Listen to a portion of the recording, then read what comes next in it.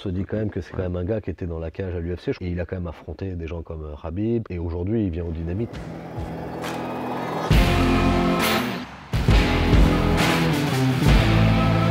Alors, Gleison Tibau, elle est sympa cette histoire. On a Ariston França qui vient combattre du Brésil et Manu Molinier qui s'occupait du management. Manionide, il me dit, je crois que c'était un mois avant, il me dit écoute Michel, il y a Gleison Tibau qui veut coacher Ariston França. Il me dit ils veulent aller d'abord en Allemagne parce qu'ils ont une antenne de l'American Top Team, il me semble, en Allemagne. Et il me dit, est-ce que tu veux bien les envoyer en Allemagne? Et il reste 3-4 jours avec Gleison. J'ai dit, ok, écoute, vas-y, je ne connais pas Gleison Tibau, mais j'ai été m'entraîner à l'American Top Team, moi, mais il n'y était pas. Et du coup, je dis, vas-y, feu, Manu, c'est quelqu'un qui bosse avec moi depuis le début, on se connaît, ça fait plus de 20 ans. Donc je dis, vas-y, c'est parti.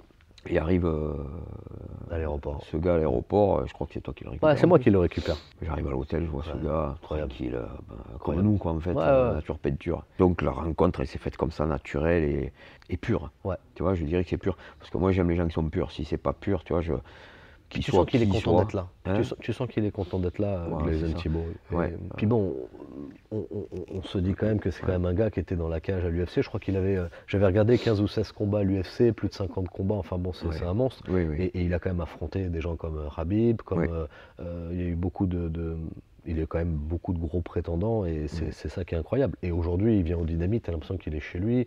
Je pense que c'est une fierté, enfin moi je le vois un peu comme ça, d'avoir une personne aussi influente et quelqu'un qui donne de la force. Et c'est pour ça que c'est lui qui annonce la ceinture. Je cherchais un élément déclencheur aux ceintures au titre avec Steve. On passe l'événement, Steve regardait les vidéos et tout ça, et puis moi je réfléchis, et puis je dis mais comment on peut amener ça?